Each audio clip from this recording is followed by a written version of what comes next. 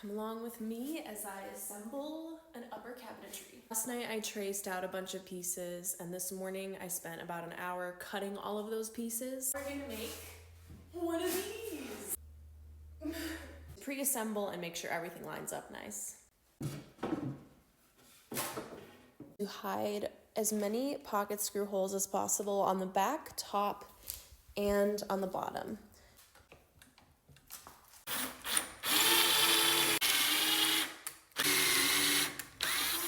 The back piece is satisfying. And so all of my pieces are pre-drilled.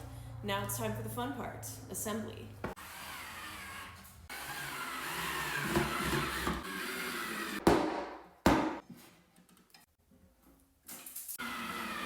Just like that, you have a rough-in cabinet. I've been building all of our own cabinetry and I'm so proud of it.